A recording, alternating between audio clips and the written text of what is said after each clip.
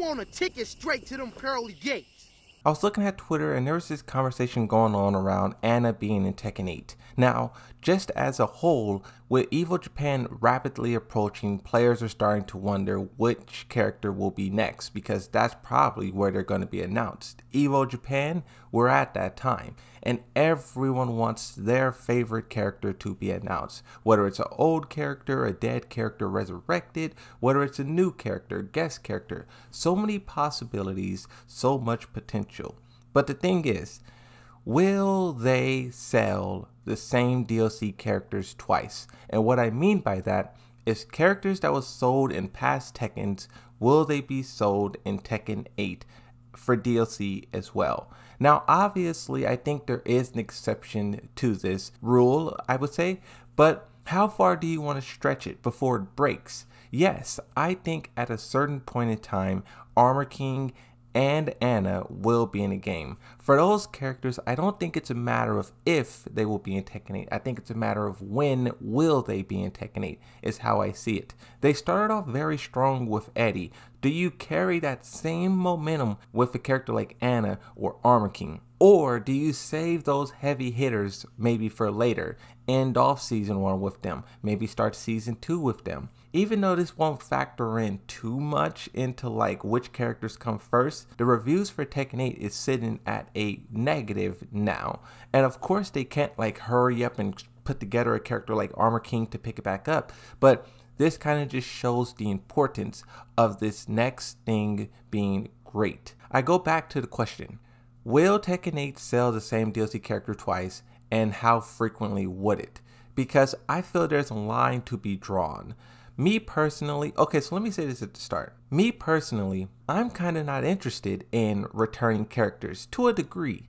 The only character who I would really want to play is like a Bob or a Slim Bob, but other than that, I am very satisfied with Yoshimitsu, and I'm kind of just focusing on how he is being buffed or nerfed and is growing throughout Tekken 8. And it's not really even a negative thing that I don't have a dog in this fight in terms of DLC. Like, of course, there's characters that I would want to see because I think this character's cool, that fighting style is cool.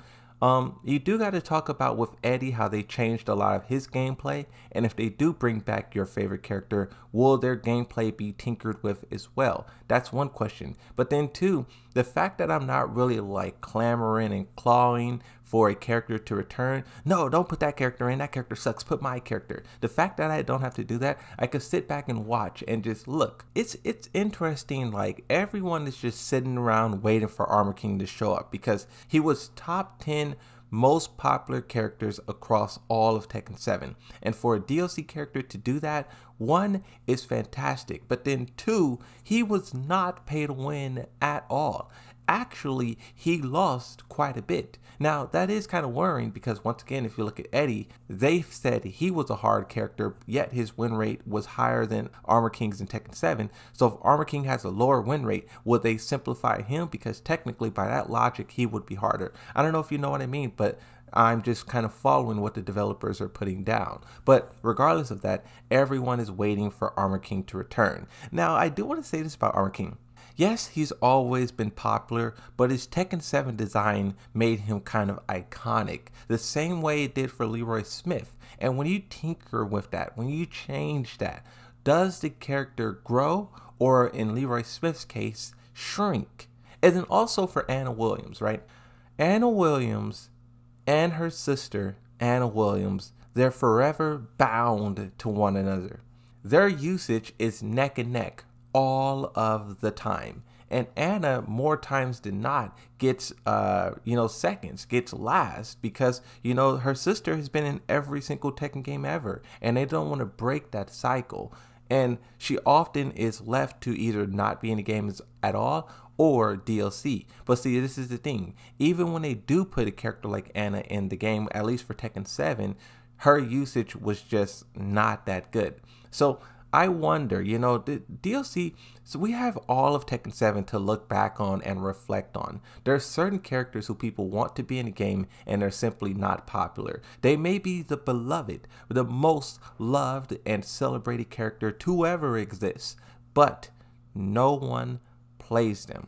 I wonder how much does that factor into the developers picking and choosing. Of course, if everyone loves a character, a lot of people would buy it. But if a year later no one's playing that character, absolutely no one, is that a success? If you think about Leroy Smith and Falcon, how many people bought those characters and then dropped them immediately? Is that a success because they already got the money even though the character suffers in the long run? Anna is a character who falls into that category. Lee falls into that category. And even not to the same extent, I think Julia, Marduk, put it like this.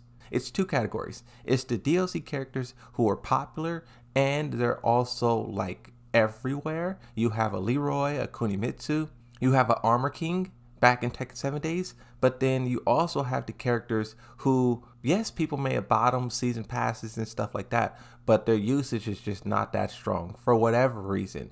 Marduk, Julia, Ganryu, Zafina, Lydia, she fell off a mountain once the nerfs started hitting her. I just wonder, what will the developers do? And also too, we focus so much on like Tekken 7 DLC. There's a lot of characters who didn't make it into Tekken 7. Bruce, Wang. You also have the possibilities of a guest character, of a new character. Evo Japan and Evo Vegas is always so special because the whole entire fighting game community is watching. And this is the moments when they can turn everyone's frown upside down. In a time where Tekken 8 is tanking very, very fast, is releasing DLC characters again something that will be celebrated or critiqued? Is the anime community strong enough to revive this game, or will it be another blemish, blunder, and something that people nitpick and critique? I don't know. I honestly don't know. I'm just posing these questions because, I feel like we should. With the Evo Japan being, something else too? Side note. So ever since things got pretty shaky, Harada and Michael Murray vanished. Thanos snapped. Gone. Those two guys were talking so much over the first 2 months of the game being out. But over these past few months, when Eddie came out, when the game got broke, when the reviews turned negative, they went silent. So this also seems like the first time where we're going to hear what they have to say after all of this stuff is going on. And we'll see if their tune changes or what they have planned. I also want to see, now I'm getting way off topic, but I also want to see what they say about the balance patch, the battle pass, what kind of updates is coming to the shop, story DLC.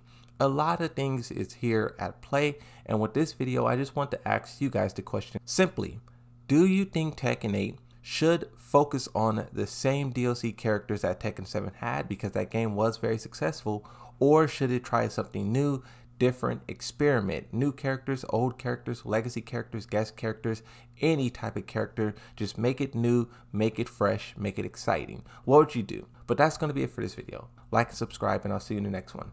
Bye bye.